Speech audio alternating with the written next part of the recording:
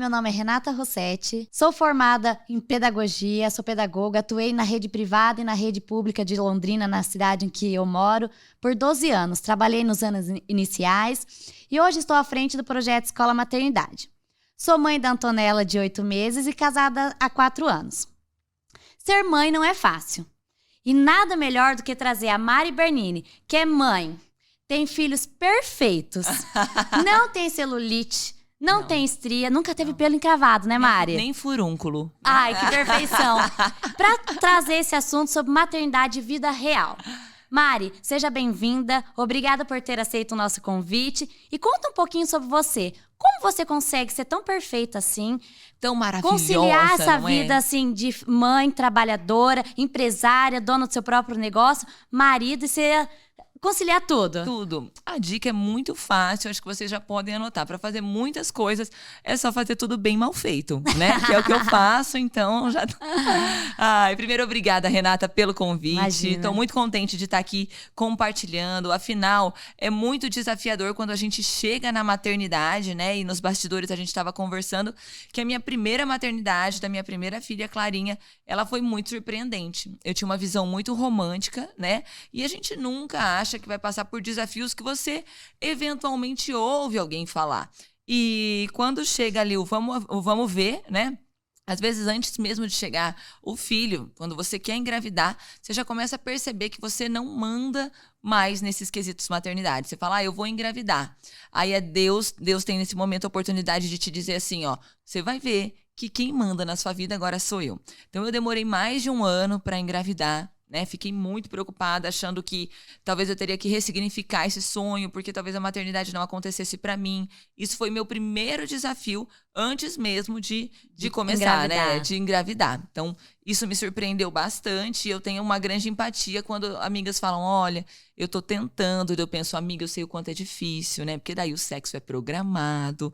Aí as pessoas já estão te questionando, quando vem o neném? Quando vem o neném? E não tá no seu controle. Então, eu já ouvi até você comentar uma vez, assim, que você programava via o período fértil, ligava pro seu marido, você tava em Maringá, vamos nos encontrar. Ele tava aqui em Londrina pra isso tentar mesmo. engravidar, conseguir, né? O dia em que eu engravidei, de fato, eu só cheguei, eu tava trabalhando em Maringá, cheguei no hotel, vi que era dia fértil, né? Tinha esquecido o celular pessoal lá no hotel.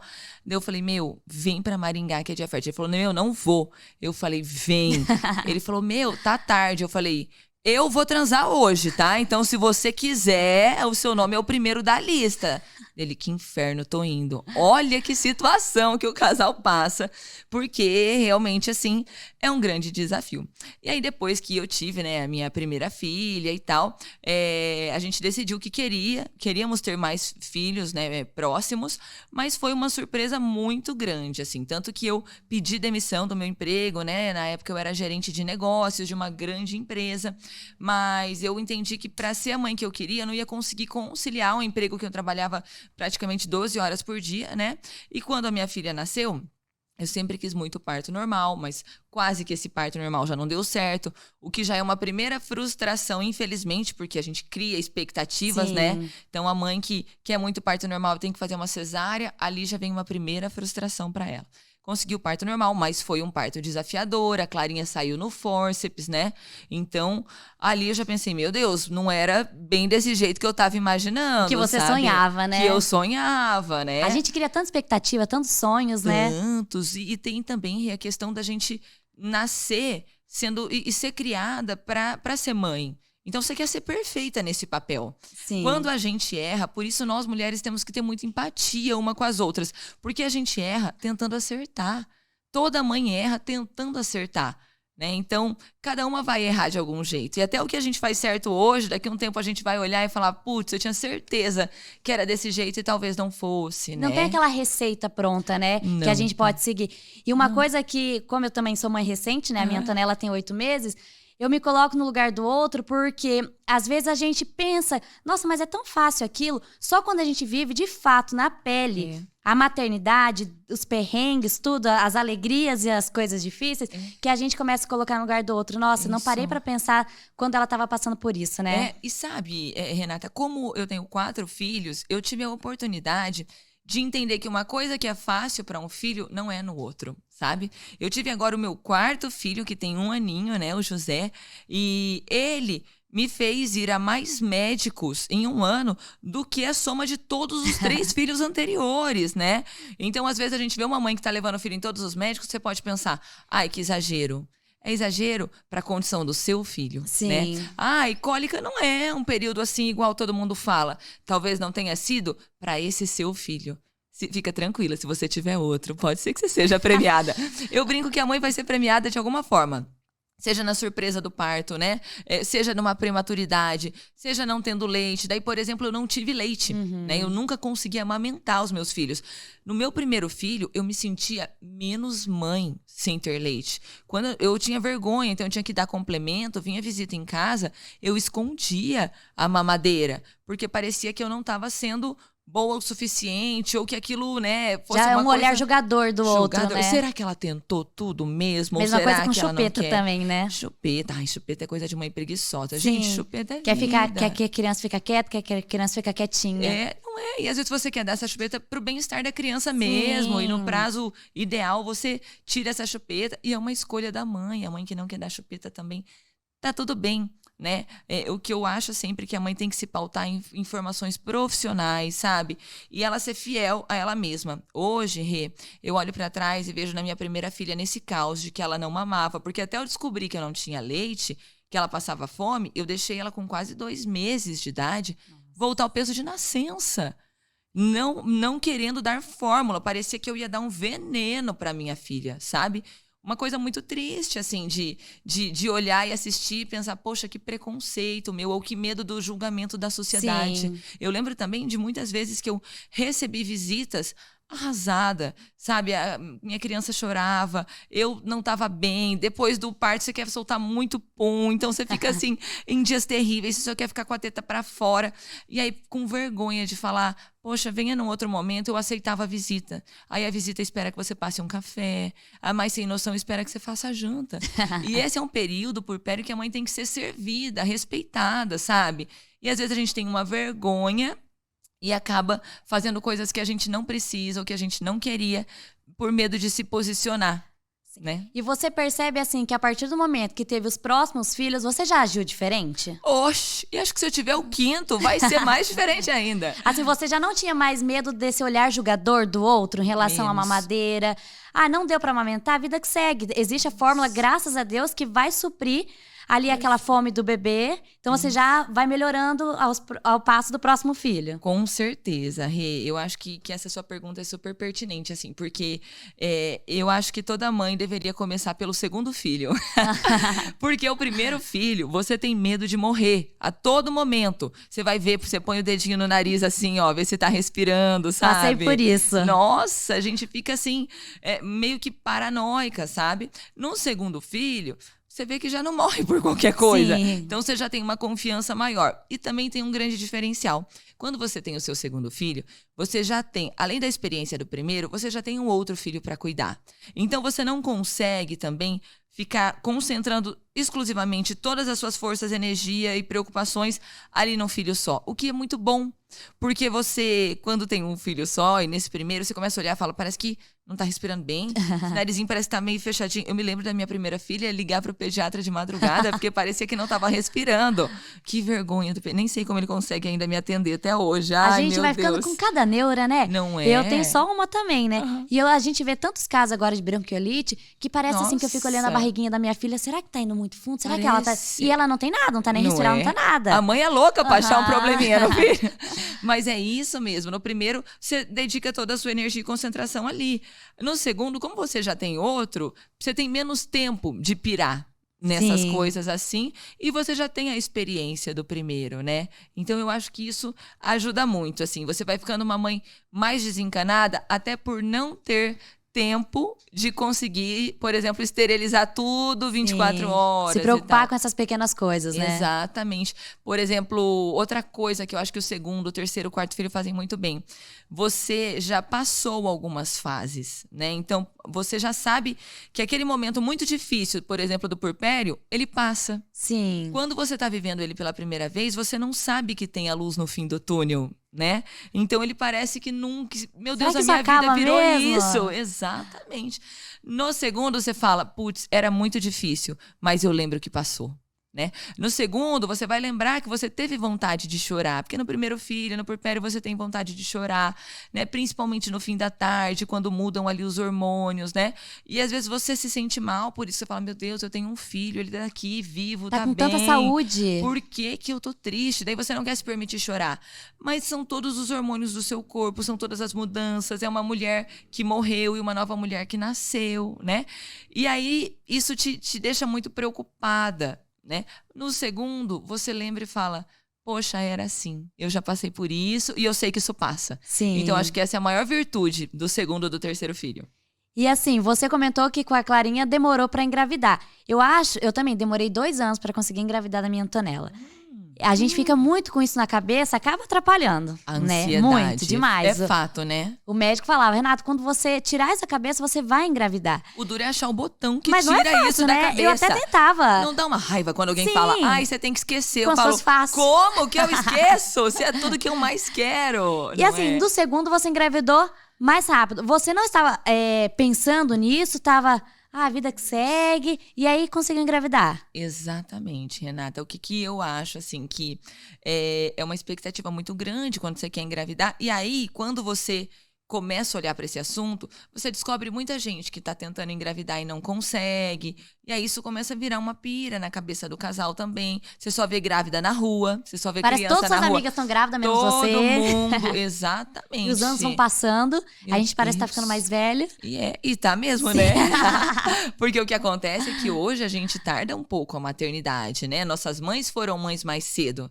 E hoje a gente tá aí próximo dos 40 ainda, pensando em maternidade. Só que aí a gente tem um prazo mais curto, Sim. aí a ansiedade bate, né? E sem dúvida, na época eu lembro que eu fazia um coaching pela empresa e ela falava, olha, você vai conseguir engravidar a hora que você tirar esse desespero do seu foco. Só que é muito difícil, né? Então vamos dar uma dica já assim, nunca fale para uma amiga, ai, tenta esquecer, porque é impossível. É o que você mais quer, não tem como, né? Tanto que a gente vê inúmeros casos aí de mães que entraram na fila de adoção e depois da adoção engravidaram. Exato, Tem uma porque daí isso já conhecida. não era um assunto de pauta na cabeça, né, permanente da pessoa. Aham. Né? E o que eu brinco é que eu demorei mais de um ano para engravidar da Clarinha e o Chico, eu engravidei a primeira vez que eu transei. Depois da Clara, eles têm 1 ano de diferença, né? E eu conto no meu evento, né, no Bafafá, que eu falei pro Thiago assim, o meu marido, falei, olha, a gente transava no dia fértil, e aí a gente levou 1 ano pra engravidar. Agora nós vamos transar aí 3 dias antes, no dia fértil, 3 dias depois. Nossa Senhora! E aí foi, minha filha, nós fizemos um intensivão que casado não tá acostumado, sabe, Renata? Com um neném pequeno em casa, nossa Senhora. Haja disposição, hein? Não, no 4º dia você tá transando, falando, você pagou a conta de energia, né? Você tá no automático. E aí eu lembro que logo depois dessa maratona sexual, eu descobri na outra semana que eu estava grávida já de 12 semanas. Eu estava grávida de 3 meses, porque a minha menstruação não tinha regulado ainda, então eu não achei, né? E logo depois que acabou a quarentena, primeira relação que eu tive, eu engravidei. Então, olha como só. isso faz diferença. E lembro também, Renata, que daí eu fui contar pro meu marido, né? Falei, nossa, olha, você não vai acreditar, né? A gente tá grávida. E foi daquela vez, nem foi de agora dele. Nossa, transamos tanto à toa, então. Tadinha. Eu falei, nossa, desculpa aí, você gastou, né, o seu instrumento. Boa. Muito bom. Ô, Mari, e sobre parto, você comentou que da Clarinha não foi como você planejava, Imaginava. quase que não acabou saindo parto normal. Como foi com os outros 3? Foi do jeito que você sonhava, planejou? Conta um pouquinho pra gente. Olha, vamos pensar que uma mãe que está nos ouvindo, que está grávida, né, imaginando um parto normal. Né? A primeira coisa, eu acho que você se informar muito sobre o parto normal é uma coisa muito legal, né? É ter um médico que tope, né, parto normal, acho que isso é bem importante, né? Você estudava, buscava sobre saber os tipos de parto, o que ia passar por cada fase? Estudava muito e eu vi que não adiantou bosta nenhuma estudar. Eu tenho alguns amigos que falam, olha, eu tô lendo super a respeito jeito, eu penso, pode rasgar esse livro aí, que você não vai usar muito. Na hora que você chega lá naquele mundo Partolândia, você esquece de tudo. Nossa, você fala, gente, que página tava isso que eu não li? Então, assim, eu queria muito o parto normal, né? Eu sempre idealizei. E a gente quer, assim, eu vejo que a mãe que não tem certeza se quer parto normal, ela fala, olha, eu quero parto normal se chegar nascendo. Chegar nascendo, amiga, é bem difícil, só se você morar 300 quilômetros do hospital. Porque a hora que começam as primeiras contrações, a gente já fala, vai nascer. Aliás, Rê, dá 38 semanas, aí a gente fala, é a qualquer momento. Os meus filhos nasceram todos de 41 semanas e 2 dias. Então, eu passei quase um mês na certeza de qualquer dia ia nascer. E aí vai te batendo uma angústia, uma ansiedade, né? Então, acho que essa é uma dica muito legal pra mãe que tá esperando o parto normal, assim. Que a maioria dos bebês de parto normal nascem de 40 semanas ou mais, né? Então, às vezes, a gente fica achando que na 38 ali já vai rolar. Então, a gente tem que saber que a gente tem que ter um bom fôlego, porque uma maioria bate 40 semanas. Fica naquela expectativa, nossa, amanhã, será que eu tô sentindo Deus, alguma coisinha? agora? Mas é coisa até da cabeça, né? É da cabeça. Aí não tô sentindo mexer. Não é a sua ansiedade, né? Que vai te deixar meio irracional a partir E dali. já não tá mais aguentando, né? Um peso, a barriga, já tem dores, não é fácil dormir. Então, até aguentar essas 40 semanas, não é? Não é. Deu 38, você já fala, já tira. E muitas mães desistem, falam, não, eu vou pra cesárea, porque eu não aguento mais. E é absolutamente compreensível, né? A mãe tem que escolher o parto em que ela vai ser feliz. Exatamente. O melhor parto é o parto que traz o bebê bem. Eu acho que isso é uma consciência que a gente tem que ter, assim, ó. Um bom parto é o parto que traz seu filho saudável para o seu colo, né? Sem querer entender até quais seriam os limites, sabe? Eu mesma, você contando isso, tenho até uma experiência. Eu sonhava no parto normal também, fiz a fisioterapia pélvica, fiz de tudo. E o meu obstetra também sempre em mente, o parto normal. Só que com 36 semanas eu tive pré-eclâmpsia. Olha aí, a primeira surpresa da maternidade. Exatamente. E a primeira frustração também. A segunda já, porque quando eu tava tentando engravidar, eu me frustrava cada mês que eu não via. Não, a cada menstruação. Se é ruim menstruar, quando você tá tentando engravidar, então. Quando eu via que não vinha o positivo, era uma frustração. E aí, quando deu 36 semanas, eu tive uma pré-eclâmpsia, eu não sentia nada. Não tinha dor na nuca, dor de cabeça. Simplesmente o doutor foi aferir minha pressão, estava altíssima. Tentei os remédios necessários na veia, não abaixava. Ele falou, Renata, final da tarde a gente vai ter que fazer uma cesárea. Conversou comigo. Me arrepiou aqui, Renata. E aí, a mala da Antonella estava pronta, a minha que não estava, porque eu nem imaginava com 36 semanas. Na minha cabeça, é o que você falou, vou deixar quase com 40 semanas. Porque, demora para nascer, né? Falta um mês ainda. Um mês ainda a minha mala pronta já. E aí, a da Antonella, tudo certo, né? Que a gente sonha, a primeira filha já tava tudo certinho. As mais bonitinhas, na cena tricôzinha. Exatamente. E aí, eu fiz uma cesárea, mas a Antonella veio super bem, super saudável. Fiquei somente as 48 horas necessárias, porque a gente precisa dentro do hospital quando faz a cesárea, né? Então, é isso mesmo que importa. Quando o bebê tá bem, a mãe tá bem, é o mais importante, né? É isso mesmo. E a gente entender, né, Rê, que as surpresas virão, sabe? Eu acho que a mãe que consegue ter um imprevisto, ter uma intercorrência, ou entender que, às vezes, ela vai ser uma exceção em ter uma pré-eclâmpsia, em não ter leite, não conseguir amamentar. Não é assim, meu Deus, por que eu? Esse era o meu desafio. Exatamente. Né? Algum vai ter. Ai, mas o neném da minha amiga, é porque ele é tão bonzinho, e ele isso, ele aquilo. Amiga, tem alguma coisa que ela não tá te contando.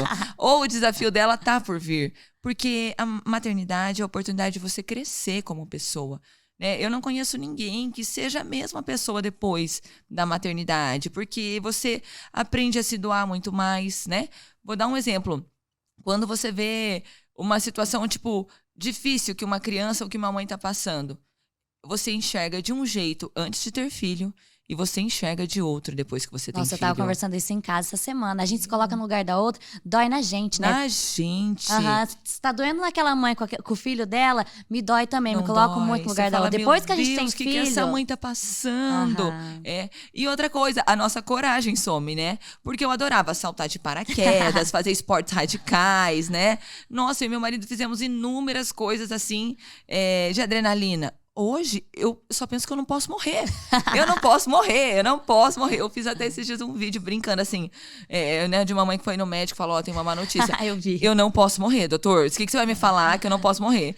Aí o doutor fala, olha, você tem que descansar, se cuidar. Não, então eu vou morrer, porque a mãe não consegue descansar. E não pode nem ficar doente, não pode ficar de cama, nada, não, né? Menina do céu, olha, é assim. Mas e o pai, né, nessas horas? O pai. É que dizem assim, que quando o marido, um homem, ele tá gripado, ele sabe o que uma mulher passa no parto normal, né? Pra ele é muito difícil. Ô Mari, falando em pai também, como que fica a relação conjugal? A relação com o marido pós-filhos? Você teve já um atrás do outro. Como que é a relação? Vocês têm um momento de vocês a sós? Saem pra jantar? Ai, legal. Olha, não mudou quase nada. Sexo fervoroso toda noite. Disposição, assim, não tem briga. Ai, eu não sei como é pros outros. Ai, mentirosa. Que meu marido não ouça isso. Não é? Então agora eu vou mostrar a parte que você pode mostrar pro seu marido. Tá agora bom. Eu vou falar a verdade, tá? Ai, é claro que é um grande desafio quando o filho chega, porque toda aquela atenção que antes era para um casal, toda aquela mulher bonita, bem arrumada, disposta, bem animada, né? Aquele espaço todo vai ser ocupado por uma mulher em um momento em que ela não vai estar mais como era. Uma coisa que eu sempre falo para os meus amigos, falo, a sua esposa vai voltar. Fica tranquila. Pra mim, sempre foi muito difícil. Nos meus 3 primeiros filhos, e isso é uma verdade. Vou contar inédito aqui na escola maternidade, tá? Eu pedi divórcio na minha primeira filha, no meu segundo filho, no terceiro filho, no primeiro mês eu pedi divórcio. No quarto eu não pedi porque eu não tinha condição mesmo, assim, de separar, sabe? Eu falo pro meu marido, falo, olha, não vai dar mais, viu? Nós vamos criar essas crianças, eu não quero mais. Ele, já conheço essa história. Ou assim, você fica com 2, eu fico com 2, né? Entendeu? Exatamente. Mas como a gente tem muito financiamento, não dá mesmo. Então, eu lembro de falar, não quero mais. Olha, você, coitado do meu marido, porque o começo pro relacionamento, para muitas mulheres, é muito difícil. E é difícil o marido entender, porque muitas demandas realmente são só por conta da mãe. Por exemplo, amamentar, quando a mãe amamenta no peito, né? E assim, a gente nunca trocou uma fralda na vida. Nasce o neném, a gente acha que só a gente sabe trocar, né? Então, acho que a primeira coisa, para falar do relacionamento pós-bebê, a mãe é muito mais feliz quando ela sabe delegar, sabe? Entregar para o pai. Meu marido não é participativo. Incentive. Deixa ele fazer do jeito dele. Ele põe roupa que não combina. Deixa. Ele aperta muito a fralda. Deixa. Ele esquece de passar pomada. Deixa. Porque se o marido começa a participar e a gente começa a minar, aí não faz assim, aí você não faz nada direito, né? Ele fez a malinha da maternidade. Pô, você esqueceu a chupeta, não dá pra contar com você pra nada. Não, deixe. Porque o marido que é participativo, ele tem uma mulher muito melhor. Aliás, eu brinco assim, esses dias mandaram uma pergunta lá no meu direct. Mário, o que seu marido faz que te deixa assanhada? Falei, gente, eu tenho uma preliminar que eu amo, que é fazer a parte dele cuidando das crianças. Depois que eu faço o jantar, ele lava a louça, né? Então, eu acho assim, que é um momento que tem que ter muita parceria. Infelizmente, o índice de casais que se divorciam nos 3 primeiros anos do filho é muito alto, né? Porque entra uma situação absolutamente diferente do que era antes, né? A mulher, em geral, está exausta porque são noites sem dormir, né? Muitas vezes, quando ela não tem uma boa rede de apoio, depois que o neném tá dormindo, ela tá fazendo as coisas da casa, né? Que também parece que nunca que acaba. E não são coisas muito visíveis. Então, o marido chega, ele fala, o que você fez hoje o dia inteiro? Né? Eu trabalhei o dia inteiro fora, você não fez tô nada? Cansada, só cuidou da criança? Só cuidou da criança. Agora inverte esse papel, né? É só quando você cuida de um bebê mesmo que você vê o quão exaustivo emocionalmente, né? Em energia, é muito puxado. E não é que a gente não ama o nosso filho, não é que não é maravilhoso, não é isso, né? Às vezes a gente tem vergonha de dizer que é puxado e cansativo, né? Porque a sociedade, a mulher tem que ser a super heroína e tal, né? Senão não tá bom. Mas é muito puxado todas essas tarefas. E às vezes eu tava parando pra pensar esses dias, às vezes a gente sonhou tanto, eu sonhava com a minha Antonella, nossa, 2 anos nessa tentativa, você também, Imagina. Né? E aí, quando a gente tem de fato, nossa, tá cansativo, às vezes a mulher até se culpa de pensar dessa forma, nossa, mas eu sonhava em ter a minha filha, eu tô reclamando aqui que tá cansativo, não posso. E aí acaba sofrendo silenciosamente, Não O divide. que dói mais, né, Rê? Sim. É isso mesmo. E aí não... Por vergonha de Exatamente. admitir. É bem isso, Rê. E eu acho que hoje, a gente com a internet, a gente tem mais pessoas mostrando um pouco mais da vida real, né? E aí a gente consegue entender que... E se aliviar. Quando a gente fala, pra mim foi super difícil, é muito bom, porque você tira um peso das costas da outra, fala, nossa, graças a Deus. Não Eu lembro sou eu, né? Quando eu falava pra alguém, então, é que eu não tive leite, ela falava, eu também nunca tive. Eu falava, jura? Como foi, né? Porque as pessoas não contam muito, a gente expõe o nosso sucesso, o fracasso, né? Quando você considera algo fracasso, você não fica comentando, então você sofre sozinha, achando que aquilo é uma questão individual. Mas completando a questão que você perguntou do casamento, os 2, 3 primeiros meses, eles são muito difíceis mesmo. Eu acho que precisa de uma grande compreensão ali do marido, do casal estar alinhado, entendendo que aquilo é uma fase. Mas que depois disso, na minha opinião, Rê, é muito importante que a mulher volte a resgatar quem ela era também, né? Porque a gente vai estar super acima do peso, daí a gente já não usa as roupas que a gente gosta, usa o que está servindo, né? As mães que amamentam aquele sutiãs em geral horroroso, né? E você tem que usar roupa sempre que esteja fácil para amamentar. Então você vai se deixando um pouquinho de lado. O marido já não tem mais uma esposa tão disponível sexualmente, até porque a própria amamentação já diminui, né, o libido e tudo mais. E todos os afazeres ali, a mulher às vezes não está se sentindo bem com o corpo dela, tem a questão hormonal, né, e às vezes ela cria até um ranço do marido, porque o marido, se não for um marido muito parceiro, ele vai começar a querer competir com a criança, né? Aham. Então, se eu puder dar uma dica, depois de que passarem os 3 meses, voltar a olhar para si, sabe? Ou antes, se você conseguir. Mas sair com as amigas para tomar um café. Legal. Contar sobre os seus problemas, sobre os desafios que você está vivendo para alguém que vai te ouvir, né?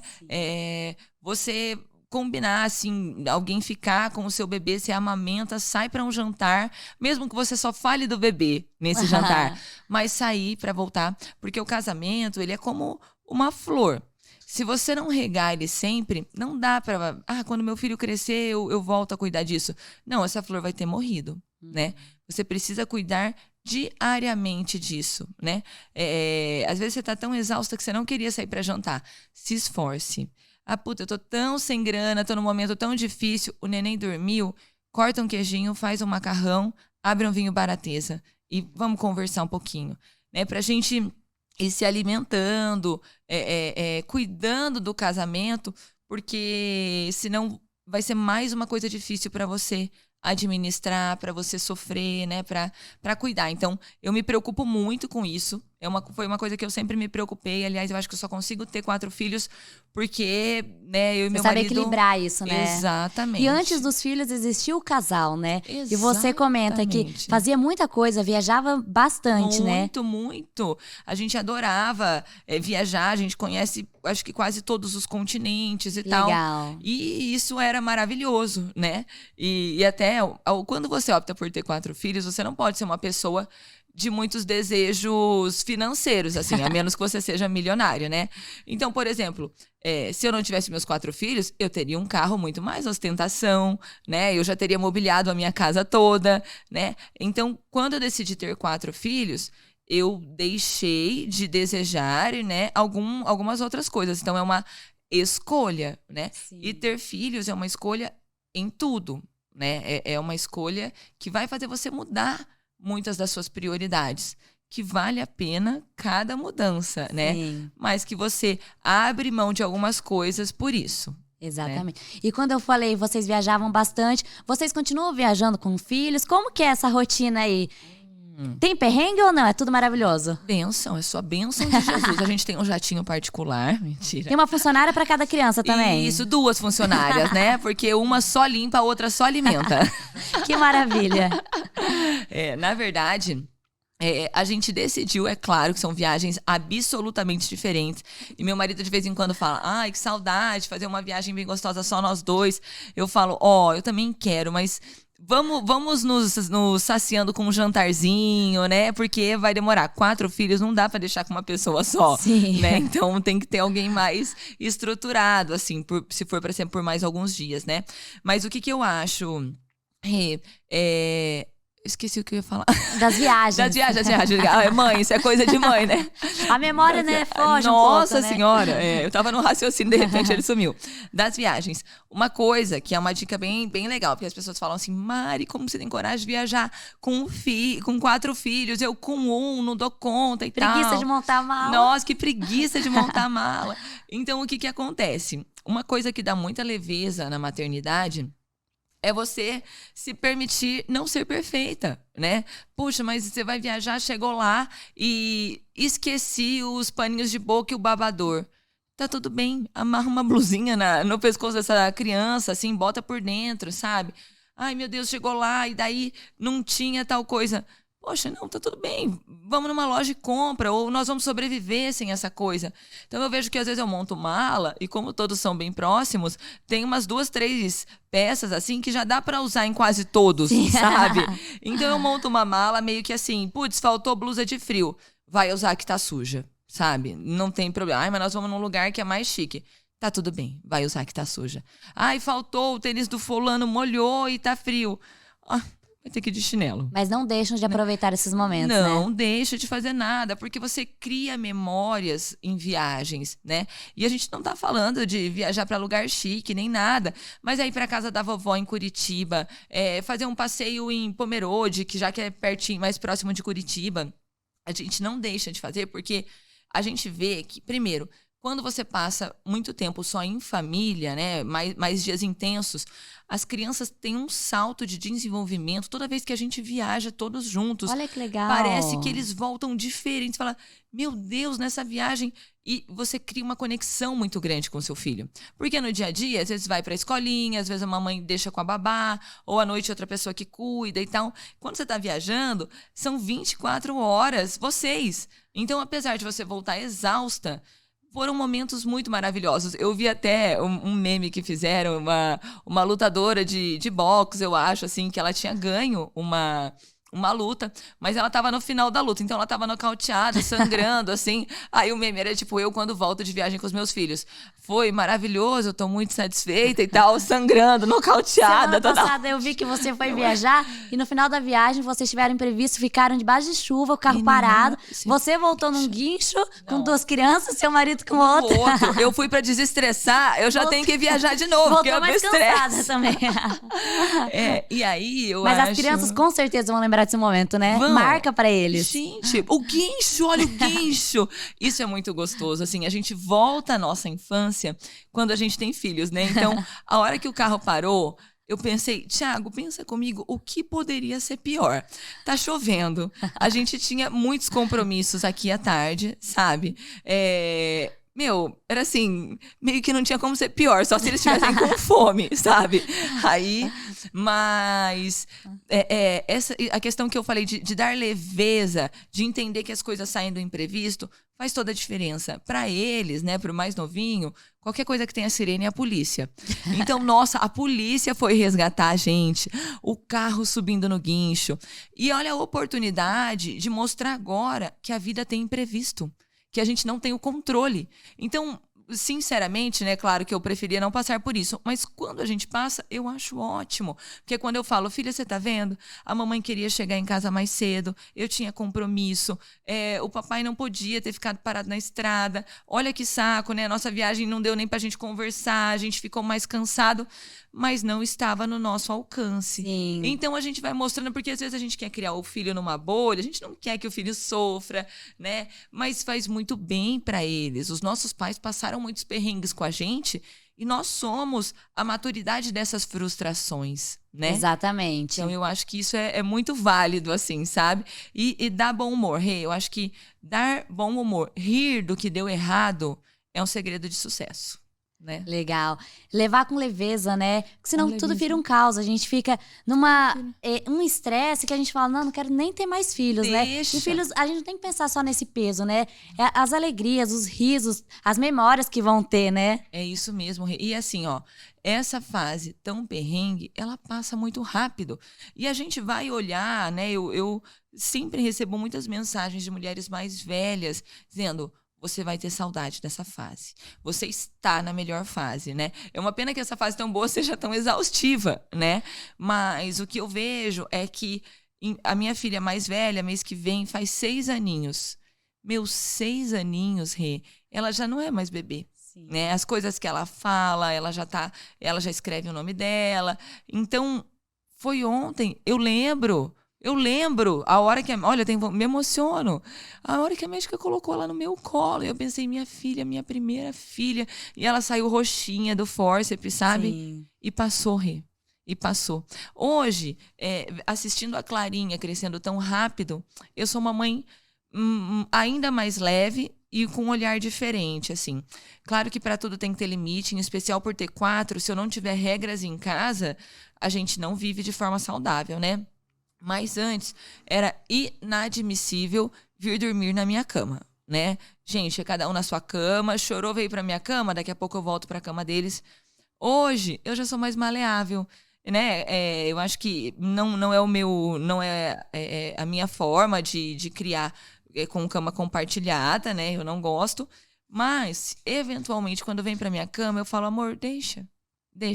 Vai passar isso, não vai ter. Não, a gente não vai conseguir mais trazer ela pra nossa cama, né? Aliás, a gente vai acordar e vai ligar, ela não vai atender. E ela vai estar na balada. Eu vou falar, pelo amor de Deus, não pega Uber, a mamãe vai te buscar, filha. E ela vai ter vergonha. Ela vai falar, mãe, então você para na esquina, tá? Eu e meu marido, de final de semana, a gente dá umas 6 horas da manhã, a gente costuma pegar a Antonella e colocar também no nosso meio, assim, que é tão gostosinho. Ela abre aqueles braços assim, encosta a mãozinha assim no nosso rosto. Ai. A gente vai passar tudo isso, né? E eu levo também a maternidade bem leve, assim. Apesar de ser a primeira, às vezes a gente vai observando algumas pessoas, assim, próximas da gente, que a gente vê que, foi muito à risca, mas passou tão rápido. Falou, nossa, eu não vivi isso. Nossa, minha filha não dormia comigo nesse momento, ela nem gostava de deitar. Eu falo assim, não é cama compartilhada que eu faço também, mas eventualmente, final de semana, que a gente pode dormir até um pouco mais tarde, a gente gosta de curtir a família. Porque passa rápido. E a Mari, eu sou trigêmeas. Você é trigêmea? Não acredito. A minha mãe também é doida, tá? Todo mundo fala Você assim, sua mãe teve 4 filhos. Eu tenho uma irmã mais velha. E com 6 anos, minha irmã, ela ajoelhava e orava pedindo um irmãozinho pra minha mãe. E minha mãe... Deus foi bem assim, né? Exatamente. E ela pediu um irmãozinho. Minha mãe falou, não, tá bom, vamos lá, né? E engravidou naturalmente e veio trigêmeos. Somos em 2 meninas e um menino. Então, assim, minha irmã, que era sozinha, de repente tem 3. De repente, sua mãe virou a Mari Bernini. Exatamente, com 4, mas com 2 gestações. Em apenas 2, ela fez o que eu fiz em 4. Exatamente. E eu falo assim, mãe, mas como que você fazia tudo isso? Porque hoje, assim, tem que ter as cadeirinhas dentro do carro. Como que você... Não, Renata, ela fala, nem tinha essas cadeirinhas. Colocava um colchão e a gente viajava pra Santa Fé, que é uma cidade próxima que minha avó morava, e colocava vocês lá, forrava em volta assim, pra só não rolar. E a gente ia. E a gente ia feliz, dando risada. Com essa leveza, sabe? Eu falei, mãe, como você não pirou? E não era fácil. Ela não tinha as condições financeiras que hoje eu posso oferecer pra minha filha. Era aquele carro os facilitadores. Assim, não tinha ar do carro, abria a janela, quando não emperrava a janela, né? Não é? Quando não emperrava o carro, não é? Exatamente. Cheirava, todo mundo chegava cheirando gasolina, mas ia. E a minha mãe tem essas memórias que ela levava com leveza, senão realmente ela ficava doida. E hoje, assim, ela fala, Renata, infelizmente, eu tinha que trabalhar tanto. Minha mãe trabalhava de manhã, tarde, de noite. Pra poder conseguir sustentar, dar uma boa educação pra nós. Qual a profissão da sua mãe, Rê? Minha mãe também se formou com pedagogia, trabalhou como professora e trabalhou anos numa instituição na secretaria. E a gente estudava lá onde ela trabalhava, mas tudo com muita leveza. Minha mãe sempre foi pra cima, sabe? E assim, eu tenho essa inspiração da minha mãe. Eu com condições que a gente tem pra oferecer bem melhores do que ela tinha, e ela sempre foi muito feliz. Então é essa imagem que a minha mãe passa, sabe? Passou pra mim, que eu quero levar isso pros meus filhos. Nossa, eu arrepiei aqui. E nós somos muito unidos. E assim, vocês são os irmãos? Eu e minha irmã gêmea, a gente mora até no mesmo prédio. Minha irmã mais velha também mora pertinho. Meu irmão, infelizmente, mora em outra cidade, mas sempre tá aqui. E só pra você ter noção, a minha irmã gêmea tem uma filhinha de 1 ano e meio. Eu tenho a Antonella com 8 meses E meu irmão gêmeo tem uma filha que tem 45 dias mais velho que a minha Antonella. Então, assim, a gente é tudo pertinho. Minha mãe agora tem 3 netos, tudo bebê. De repente, ela tem 3 bebezinhos netos. E ela fala que ela curte a maternidade hoje, podendo ajudar a gente. Ela fala assim, eu não podia ter minha mãe cuidando, me ajudando no dia a dia. Então, assim, pra eu estar trabalhando aqui hoje, é minha mãe que tá lá cantando ela. Olha. E ela dá todo o amor, ela faz tudo que não podia e não pôde fazer conosco, ela faz cantando ela. Ai, que delícia. Então, assim, é bem gostoso, sabe? E levar com essa leveza mesmo. Ô, Rê, e eu tenho a impressão, você contando assim da sua mãe, que é quase que uma necessidade ela dar leveza. Por quê? Quando você tem 4 filhos, não dá pra você querer ser perfeita. Exatamente. Né? Às vezes as pessoas falam, como que você consegue com 4 filhos? Mas a primeira coisa... Quando você tem só um, e as pessoas têm que ter quantos filhos elas quiserem, e eu respeito muito, inclusive, quem não deseja ter filhos. Eu acho que cada um vai ser feliz na sua escolha, intenção, né? e na sua escolha. Mas, por exemplo, os meus filhos, quando a gente acorda, eles meio que já são uma comunidade ali. Eles brincam muito entre si. Coisas que quem tem apenas um filho tem uma demanda muito maior, porque a mãe brinca comigo, mãe brinca comigo. Não, eu já consigo eu consigo evitar muito as telas, por exemplo, porque eles são autossuficientes, né? Sim. Eu coloco eles em algumas brincadeiras, sugiro, ou eles mesmos começam uma cabana no meu quarto, a gente não pode ligar pra bagunça, né?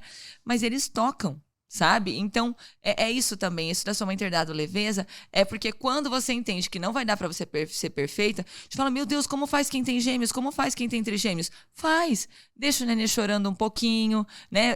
Espera. Hoje a gente não quer que o nenê chore. Já tem que, sabe? O bebê é atendido assim antes mesmo da necessidade dele. Exatamente. E quando você tem mais, não. Isso você fala, e tá tudo bem. O choro lá em casa faz parte. Não é? Uma dica que minha mãe sempre, ela dá pra todo mundo. Todo mundo pergunta assim, como que você conseguiu? Ela fala, rotina. A gente não precisa seguir a risca, mas ter uma rotina flui melhor as coisas. As crianças já entendem o que a gente vai fazer depois, em seguida, porque a criança precisa entender, né? Nossa, hoje a gente vai fazer isso. Então, assim, é o combinado, rotina, é o combinado, né? Por exemplo, eventualmente, no meio da semana, a gente sai pra comer uma pizza, né? Mas durante a semana, em geral, é da escola pra casa, janta, banho, história, cama, né?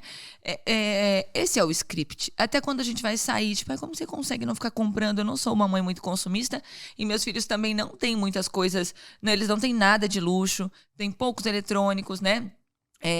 Por uma questão do estilo de vida que a gente gostaria que eles tivessem e financeira também. Porque pensa, a mãe fala que compra um Kinder Ovo, sei lá, que custe R$5, eu tenho que comprar 4. Então, naturalmente, eu consigo ser uma mãe mais regrada, né? Porque senão o investimento é infinito. Mas a rotina, você deixar tudo combinado, vai sair com a criança. A gente vai sair, a gente vai passear, mas a gente não vai comprar nada. Hoje, né, o que vai ser legal vai ser a companhia. Combinado? É claro que eles vão pedir, mas você vai abaixar e vai falar, lembra que a gente combinou? Que hoje não vai ter, Sim. Né? Então, você tem essa possibilidade. E você contando da sua mãe, eu acho que tem uma coisa muito importante. Você falou, meu Deus, como a minha mãe dava conta numa época em que a gente, né, tinha fralda de pano para lavar. Sabe também, Rê, uma coisa que acontece? Hoje, para você ter um filho, a sociedade, o comércio, te diz que você precisa de muitas coisas, né? Eu vejo minhas amigas que tem quem vai fazer enxoval, por exemplo, nos Estados Unidos, né? Que aí você tem um leque ainda maior de coisas. Mas você tem que ter um esterilizador de mamadeira, você tem que ter um negócio de lavar mamadeira, você tem que ter mamadeira com aquele bico que diz que não dá cólica, você tem que ter um remedinho para prevenir cólica se tiver cólica, tem que ter um outro remedinho que é para depois que tiver a cólica, tem que ter um colchãozinho que acopla você não no tem banco, filho, tem que ter. Tem que ter uma babá, você tem que ter. Você não tem que ter nada, você tem que ter amor, paciência e conseguir dar atenção para o seu filho. Exatamente. Né? Então, eu acho que antes as mães tinham menos isso, assim, de opções de consumo, né? E as pessoas tocavam com uma maternidade, assim, mais normal. Eu me assusto, né? Quando eu vejo assim, o fulano vai fazer a primeira festinha no buffet mais caro da cidade. Poxa, né? Se você não cuidar, você está dizendo para uma sociedade que se você não tem condição de dar uma festa chiquérrima no primeiro ano, você não tem condição de ter filho. né? Poxa, as nossas mães faziam junto com as vós, né? Enrolavam os brigadeiros das festas e tal. Sim. E era maravilhoso. O painel, você lembra os painéis da festa, que era de isopor, assim, né? Tinha o mamão que envolvia em papel alumínio e espetava os queijinhos. E era chiquérrimo. Minha mãe que fazia as pizzas. As pizzas. O canudinho que enchia de maionese, né? E tinha todo o envolvimento da família. Na verdade, tudo, se a gente olhar para trás, recentemente eu fiz uma viagem e no hotel tinha aquele aqui, listas amarelas, Nossa, lembra? Lembro. E quando a gente ia fazer uma viagem também, o pai da gente tinha que ter alguém de copiloto para ir olhando ali aquilo, né? Então, assim, era muito mais desafiador, se você parar para pensar. As pessoas, elas tinham que se dedicar mais e hoje é tudo mais comprado, né? Tudo é muito mais facilitado.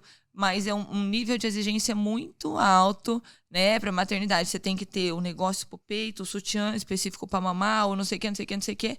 Então, é um cuidado isso também. Até para as crianças, né? Eu digo assim, às vezes, o que eles vão lembrar disso? De tudo isso que a gente comprou pro enxoval. E eu vejo assim que eu sempre gosto de citar muito os exemplos da minha mãe, porque eu admiro realmente, e a gente tá aqui, esse podcast vai até em especial um Dia das Mães. Ah, que legal! E aí... E elas vão assistir, curtir. E eu quero que minha mãe assista até, porque até me emociona. Porque quando a gente ela não dava tudo, porque nem podia. 4 filhos, você né? fala não porque você não tem, não porque você quer educar. Exatamente. Né? E aí, McDonald's. Quem não sonhava em pegar aquela caixinha do McLanche Feliz? Uau. Minha mãe tinha 4 filhas. E a minha mãe sempre foi uma pessoa assim... Minha mãe sempre educou a gente sozinha. Meu pai, logo que a gente nasceu, meu pai já abandonou. Então, assim, minha mãe criou nós 4 sozinhas. Então, ela tinha que ser mãe e pai. E ela era muito firme, assim, porque não tinha ali um pai também pra dar as rédeas. Então, ou minha mãe era firme, ou eu era firme. Ela foi mãe solo.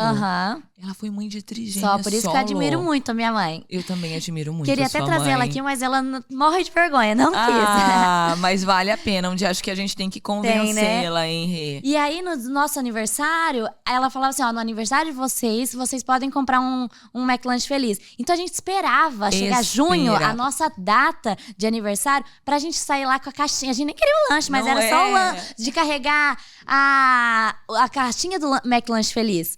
E, então, assim, isso fazia sentido. E hoje a gente valoriza tudo isso. Hoje a gente fala assim, mãe, quer um McDonald's? A gente vai ali comprar pra você. Sabe? Corriqueiro. Essas pequenas coisas que faz sentido, assim, e a gente valoriza muito mais o pouco, assim. Hoje o McDonald's custa tão barato, mas, assim, não é pelo valor, é pelo...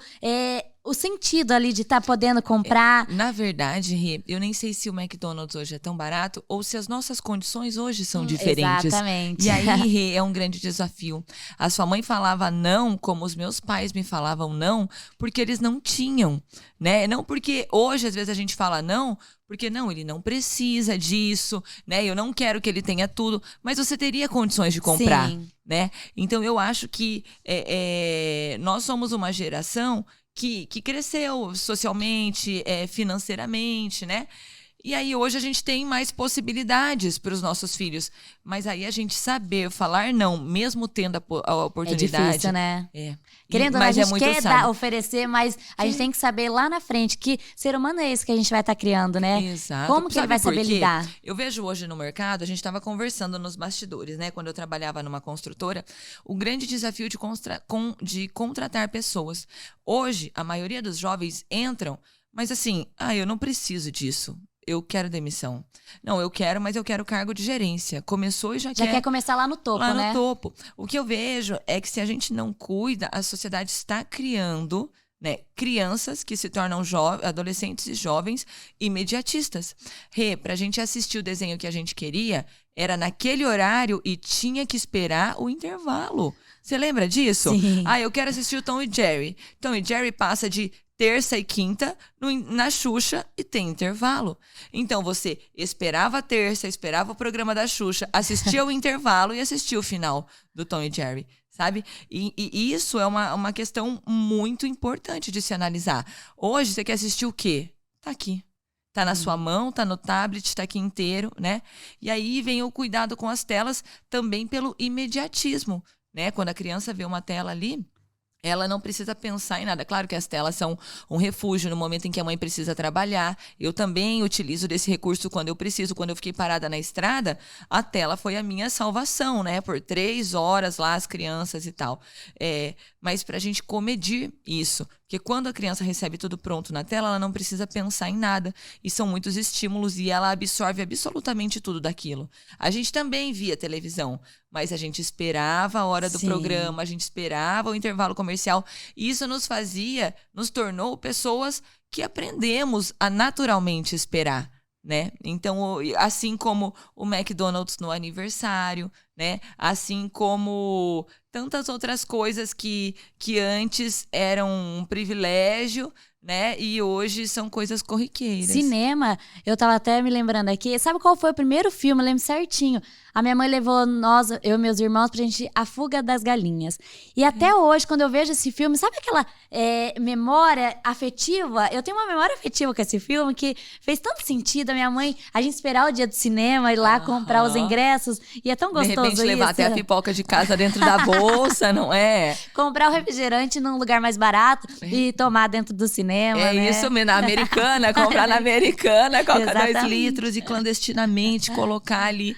Mas é exatamente isso, sabe? E eu vejo isso tanto de quem tem condições, quanto de quem não tem condições. E às vezes, eu não tive, eu quero proporcionar. Sabe, eu das minhas amigas, eu estudava em um colégio particular, eu tinha bolsa, né? E eu era a única que ia de ônibus na época. E o ponto de ônibus era exatamente em frente ao colégio. Até o meu apelido, muitos ainda me chamam, quem estudou comigo, de busão. Porque ia fazer o trabalho, tinha que esperar o busão chegar. Porque, né, às vezes eu chegava mais tarde e tal. Então, e a hora que eu chegava, chegou o busão. E descia eu, então meu apelido ficou Busão. Tem até a mãe de uma amiga que recentemente descobriu que não é meu sobrenome. Ela, mas é Bernini, não é Mariana Buzon? Não é Buzon. Não tinha Busão, era o meu apelido da época, né? E eu nunca me envergonhei disso, assim, sabe? Isso nunca foi uma frustração ou uma sensação de humilhação de jeito nenhum, sabe? E olha aí, coincidentemente, eu fui a primeira que comprei carro. Porque eu fui a primeira que comecei a trabalhar, né? Então, tudo que eu não tive me criou desejos. Eu tenho uma frase lá no escritório da minha casa, eu me emociono em rir, que tá escrito assim: eu lembro dos dias em que eu sonhei com as coisas que eu tenho hoje. Poxa, eu sonhei em ter um carro. Eu sonhei em ter uma família, né? E existem 3 coisas, Renata, que as pessoas precisam ter para ser felizes, tá? A primeira é ter coisas para sonhar. Quando você não tem mais nada para sonhar, perde um pouco o sentido quando você não tem essa ambição, sabe? Ou esse desejo de conquista, né? Outra coisa é ter coisas a fazer. Se você acorda e sua vida é um ócio, você não tem coisas para fazer, isso também é uma coisa que não vai gerar felicidade. Por isso, quando aquela avó fala que, não, deixa que eu limpo a minha casa e os filhos insistem em contratar uma empregada, deixe ela fazer, né? Enquanto as pessoas estão fazendo, se sentindo produtivo, ela é feliz. E ter pessoas para amar, né? Quando você tem quem é por você e quando você é importante para alguém, isso traz felicidade. Então, os 3 pilares da felicidade: ter pessoas para amar no seu convívio, acordar e ter o que fazer, e na sua vida você ainda ter o que sonhar. Quando esses pilares começam já a não fazer sentido, né, ou a falhar e tal, é muito cuidadoso ali para você entrar, né, numa depressão e tal. Veja quem é muito rico, assim, que já conquistou tudo. Você fala, por que esses ricos entram em depressão? Por muitos motivos, mas o principal deles é porque você já não tem mais o que sonhar. Sim. Né? E tem coisas tão simples. Eu sou uma pessoa, falando com muita humildade, né? Mas aqui na nossa cidade, relativamente famosa, né? Eu sou reconhecida a todo tempo, tenho muito orgulho disso, né? E faço muita questão de atender com muito carinho. Mas hoje, eu já consigo entender, por exemplo, o Michael Jackson, eu consigo entender assim, dentro das proporções, que um dia fechou um supermercado para ele fazer compra.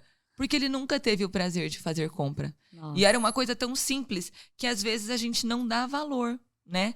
Então, é um cuidado muito grande em valorizar essas pequenas coisas, em cuidar desses 3 pilares, porque quando você, por exemplo, muda do seu país, você consegue lá entender quanto as amizades e a proximidade da família têm valor. Muito, e quando né? você tá aqui, você nem liga, né? É normal e tal. Por exemplo, você falou que você tem um irmão que mora em outra cidade. Com certeza, quando ele tá aqui, vocês vão querer se encontrar, vocês se reúnem. E às vezes, quando tá todo mundo junto no mesmo lugar, você esquece de fazer esses encontros, né? Sim. Então, às vezes, é meio que quando a gente perde que você consegue entender o real valor. E como a gente sempre foi muito próximo, a gente tenta trazer isso para a minha filha e as primas, né? Sempre estarem juntas, crescerem, brincarem, porque a gente sabe o quanto é importante esse vínculo da família. E minha mãe sempre priorizou por isso, sabe? A família sempre estar juntas. Esse é o nosso lema de casa. E é maravilhoso. E só pra fechar isso, eu vejo assim, quando um casal tem que se mudar porque o marido foi promovido e tal, e vai pra outra cidade ficar distante de todo mundo. Isso também é uma situação de grande valia pro casal. Porque quando eles estão só os dois, eles precisam estar muito unidos. Porque são só os dois. Não adianta você passar dias brigado porque tá só vocês dois, sabe? Você resolve conflitos mais fácil. E sempre que uma amiga vem me pedir uma opinião em relação a isso, tenho várias amigas que acabaram mudando, né? Eu sempre digo que toda decisão pela família, ela nunca vai dar errado, né? Então, em primeiro lugar, qualquer decisão, ela tem que ser priorizando a felicidade e a união da família. Sim. Ô Mari, tem aquela frase, né, super famosa, quando nasce um bebê, nasce uma culpa. O que você acha? É verdade isso? Eu acho que a mãe não pode ver uma culpa voando que ela pega pra ela, né? Eu vejo, por exemplo, o meu quarto filho agora, falo igual o Silvio Santos, né? Meu filho de número 4, o José. O José, ele demorou muito pra conseguir se alimentar. Assim, né? E até que eu descobrisse, né? Porque então comecei a introdução alimentar, não comia, só cuspia. E até que eu descobrisse tudo isso, a cada dia eu falava pro meu marido uma coisa, tipo, amor, sabe o que é? Eu fui negligente. Eu acho que na hora do almoço eu não dava direito, na hora que tinha que dar a introdução alimentar. Ele falou, Mari, para, não, de repente não é culpa sua. De ficar procurando um porquê, culpa sua, né? Tudo. Ai, não. Aí tá dizendo o que foi? Aí eu mandei pra escolinha, né, amor? Tá vendo? Putz, por que eu mandei tão cedo pra escolinha? Então, mesmo no quarto filho, toda vez que tem um problema, você pode ver que a mãe se culpa. Se ela for procurar a causa de qualquer problema, em geral, ela vai encontrar algo que ela não fez ou que ela fez errado, sabe? Sim. É que a gente tem uma responsabilidade tão grande sobre a criança e tem coisas que são de cada um, né? Por exemplo, o meu quarto filho fica muito doentinho. E não é um descuido meu. Hoje eu consigo racionalmente analisar isso. Ele é uma criança mais sensível, né?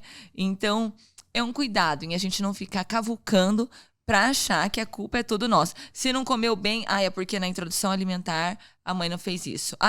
Faz birra, é porque, olha, eu não falei não pra ele na época que eu precisava falar. Né? Fez isso, olha, é porque... Né? E a pobre da mãe, Nunca tem um dia de paz. Não tem um dia de paz, sabe? Não é fácil a vida da mãe. E às vezes também a própria sociedade, né? Ou a mãe é tão responsável por aquele ser que a primeira coisa, por exemplo, que a criança tá fazendo alguma coisa, o pai às vezes pergunta, mas você fez tal coisa, né? Poxa, esqueceu um remédio, a criança piorou. Já ia piorar mesmo, mas, fui eu que esqueci de dar aquele antitérmico, né? Então, realmente, assim, é uma tendência aí cuidar com essa culpa toda, porque a gente vai adoecendo. Sim. Se a gente quiser somatizar a responsabilidade de tudo, né? Exato. Ô Mari, os seus filhos são bem próximos, né? Só que assim, já tem a Clarinha que vai fazer 6 anos e o outro que acabou de fazer 1 ano. Exato. Os interesses são diferentes. Como que você consegue? É desafiador isso pra você? Como que você consegue conciliar? Porque uma atividade a Clarinha faz, o de 1 ano já não quer fazer nem tem como fazer o que a Clarinha vai fazer. Sempre o mais novinho nessa jornada aí ao longo da chegada dos filhos, sempre o mais novinho, o bebê, é o que acaba desafiando mais a nossa rotina. Porque, por exemplo, o mais novinho ainda tem que levar uma comidinha específica, ele ainda não anda, né? Os outros 3, que a Clarinha que vai fazer 6, o Chico tem 4 e o Joca tem 2. Eu meio que, no geral, já introduzo na brincadeira. Os 3 já são mais envolvidos, assim. E por isso que eu acho que ter filhos próximos facilita muito, né? Mas por algum momento eles vão ser bem, né? Vai ter essa discrepância. Vai chegar um momento que vai dar certo, vai conciliar. Chegar, mas até chegar, a mãe que luta, né? O que acontece é que você, assim, por exemplo, eu percebo que eu faço muito tudo no coletivo lá em casa. Vai sair, sai todo mundo junto. Vamos tomar café da manhã na padaria, vai todo mundo junto e tal. Mas eu tento, fazer eventualmente, assim, numa frequência, sei lá, cada 2 semanas, por exemplo, com a Clara, o Dia das Meninas. Que aí a gente vai fazer o que ela quiser. Que legal. Por 2 horas. Filho, o que você quer? Você quer fazer maquiagem? Você quer ir tomar um café e comer um bolo? Você quer, né? E a gente deixa muito combinado. Nós não vamos comprar nada, tá? O Chico, toda vez que eu falo que eu vou fazer o dia da mamãe do Chico, ele gosta de ir numa loja de atacado, menina. E uma loja super simples. Eu falo, filho, vamos escolher outra coisa dessa vez? Não, mãe, eu quero ir lá. E aí ele quer ficar vendo super-heróis e tudo e tal. E isso, em geral, é o que ele pede pra fazer. O Joca gosta de comer bolo, né? Então ele fala, não, eu quero comer bolo. Boio. Que bonitinho. Então, eu tento também, e é de grande valia, tá, Rê? Fazer horas individuais. Dica para as mamães, então, isso, né? É uma dica até, por exemplo, momentos que eu vejo que as crianças estão meio birrentas, que elas estão meio... que não tão legais, assim, querendo chamar atenção, que às vezes é justamente nessa hora onde a gente fica mais irritada, quando a gente fala, você tá chata, quando a gente bota a criança de escanteio, é a hora que ela tá mais falando, mãe, eu tô precisando de você. O Joca, o meu filho de número 3, ele tá assim, sabe? Mas o meu marido vai viajar no sábado, e ele vai ficar 2 semanas fora. Já tá sentindo, então? Então, a gente já tá preparando. Gente, o papai vai viajar, a gente não esconde nada lá em casa, assim, sabe? Inclusive, quando eu vou fazer os momentos individuais, é um chororô, dá preguiça de contar, mas eu conto que eu vou, hoje é o dia individual da Clara. E às vezes, o dia que eu consigo, é um dia que eu tenho aula, daí tipo, a Clara mata a aula pra ficar comigo. Nossa, eles vão pra aula, parece que tá levando as crianças pro inferno. Clarinha não vai. Por que a Clara? Nossa, eu falei, Thiago, eu tô pensando em começar a esconder que é o dia. Mas não adianta, se eu escondo, o irmão conta. Hoje é o meu dia de ficar com a mamãe. Olha só. Eles são, nossa. Crescer pra cima do irmão, desde que o mundo é prazeroso, né? E eles têm ciúmes? Morrem de ciúmes. Só e é desafiador isso pra mãe e pro pai, né? Sim, exato. Mas aí é mais uma vez aquela importância de falar, eu vou ter um momento com você. Seu dia vai ser quinta-feira. Vamos anotar aqui, hoje é com a Clarinha, o seu é quinta, né? Volta naquela questão, vai ter que esperar, vai ter que aprender a esperar. Vai ter, o mundo não é só seu, né? Sim. Por exemplo, nem sempre você vai querer um namorado e ele vai, né, escolher você. Então, às vezes você não é o escolhido. Então, eu acho que a gente prepara com muito amor para o mundo, assim, sabe? Nesses nãos, assim. Ô, Mari, você comentou que seu marido vai ficar 2 semanas fora. Pra você, como você consegue cuidar de 4 filhos? E também comenta a importância disso. Do marido também curtir, ter o prazer dele ser... Eu sei que ele gosta muito de surfar, ele vai viajar pra surfar. Ele vai para El Salvador surfar. Olha que maravilha. E assim, então 2 semanas que ele não vai ter criança nenhuma na cabeça dele. Não, menina, eu já tô com... A verdade é que eu tô com ódio dele no meu coração, falando, vai, você merece, você precisa, mas é a importância disso Lazarento. Você também tem o seu momento? Também, Rê. Então é assim, o meu marido, desde que eu o conheci, eu tenho até inveja, porque ele tem esse hobby que é surfar, e ele ama surfar. Ele é muito feliz quando ele tá surfando. E por ele, nós moraríamos em Curitiba, que é uma cidade mais próxima do mar. Lá, a maioria dos amigos dele, né, é onde o pessoal mora e tal, e descem todo fim de semana. Então isso, ele teve que ressignificar na vida dele, quando a gente decidiu morar aqui no interior.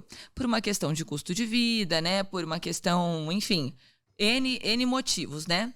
Ter 4 filhos em Londrina é muito diferente de ter 4 filhos em Curitiba, né? Ter o nosso último, que é uma criança super sensível à mudança de temperatura. Sim. Então, não teve como, a gente teve que mudar aqui, foi decisivo, né? Todas essas questões. E aí eu penso, poxa, para ele, surfar é uma coisa tão importante. E quando ele volta do surf, ele volta tão bem. E para você ser bom para alguém, você tem que estar bem com você. Recentemente eu fiz um vídeo falando que quando a gente vai pegar um avião, né, o comissário de bordo fala, em caso de problema, de despressurização, caso você tenha uma criança, máscaras de oxigênio cairão sobre a sua cabeça. Coloque a máscara primeiro em você e depois na criança. O que isso significa? Que para você cuidar da criança que está do seu lado, você precisa cuidar de você. Ninguém cuida bem do outro se você não estiver bem, né? Então, eu penso, poxa, se o meu marido ficar muito bem, ele volta muito melhor. Agora, assim, como se é bem resolvida. Não, eu tô escravizando ele. Há um mês, eu não acordo à noite, é ele que está acordando. E quando ele voltar, é mais um mês, que é ele que vai ficar. Ele vai descansar 2 semanas, mas tem... Nossa, ele fala, meu Deus, como custa caro essa viagem. Mas é de verdade. E assim, claro, que o relacionamento tem que ter um equilíbrio, um relacionamento saudável. Mas o meu marido é muito, muito participativo. Ele faz muito bem a parte dele. Eu constantemente viajo por conta do meu trabalho, né? Na minha próxima viagem a trabalho, eu fico 4 dias fora. E ele dá conta aqui, né? E eu sou muito feliz trabalhando. Falar, ai meu Deus, Mari, você morre. É o seu hobby, né, então? É o meu hobby. Preciso achar outro, né? Porque esse hobby remunerado, né? Exatamente. Que eu gasto em escola não tá valendo nada. Então, quando eu saio, e não deixa de ser um fôlego quando eu saio para trabalhar, ele também dá conta aqui, né? E o casamento, ele é como um caminhar, né? Um pé vai estar aqui firme no chão enquanto o outro está lá em cima, e depois o outro vai ser a sustentação e o outro vai estar lá. Então eu acho que a saúde do casamento permite coisas assim, sabe? Sim. Mas é claro que ele vai me deixar, e eu coloquei isso como uma exigência, como uma pessoa o tempo inteiro, né? Então, eu tenho a minha funcionária do lar, que está comigo há anos, então ela cuida da casa. Eu não me preocupo, por exemplo, com passar roupa, fazer comida, que muitas das mulheres, né, são tarefas que tem que dar conta. Então, eu dou conta do meu trabalho e das crianças, mas eu tenho quem faça esse papel, que cuida da minha casa e tal. E eu tenho uma pessoa de manhã que me ajuda com os 4. Então, a gente vai propor coisas diferentes. Poxa, o José fez cocô. Eu peço para ela me ajudar, ela troca para eu dar continuidade na brincadeira. Até eu ter 3 filhos, eu não tinha babá. E eu pensava, ai, não quero babá e tal. Daí, quando você vê que você compromete a qualidade ali do tempo com seus filhos, porque senão, eu brinco que é só fazimento, né? Uhum. É só tipo assim, agora é hora da comida, agora é hora de trocar fralda, agora é hora de se arrumar para a escola, agora é hora de fazer a lancheira, agora... Então, eu tenho essa rede de apoio contratada, né? E quando meu marido viaja, daí a gente intensifica isso. Eu fico sempre com mais alguém, né? Que aí me ajuda bastante, né? Pra trazer essa leveza mesmo, não ficar estressante, né? Eu fico estressada de qualquer jeito, tá? Na verdade, assim, nossa, daí fica só maravilhoso. Não, eu sigo estressada, a pobre da babá se estressa também, porque tem dia que, olha... 4 não é fácil, não né? Não é fácil, menina. Hoje, nossa, eu fiz um story lá, tá todo mundo tão chorando, não consegui postar. Falei, não dá nem pra mostrar essa realidade, pessoal. Vai, né, ter piedade em mim. Mari, e pra gente finalizar... Como esse podcast a gente vai postar em especial Dia das Mães mesmo, que mensagem que você traz, assim, o que é ser mãe pra você? Ai, nossa, Rê, que pergunta, o que é ser mãe? Meu Deus, olha, ser mãe é você ter um amor incondicional, o qual você não consegue mensurar. Antes de ser mãe, jamais, né? Mas mesmo depois de ser mãe, é você não conseguir dimensionar esse tanto de amor que cabe no peito. E aí vem um filho, é muito amor, e você tem medo de falar, será que eu vou amar o meu segundo assim? E é mais amor, e é mais amor. Ser mãe, em especial de crianças pequenas, é você ter a oportunidade de voltar na sua infância. De você olhar o passarinho e olhar o passarinho, porque você quer pegar seu filho e falar, olha o passarinho, olha, filho, olha aqui, a borboletinha.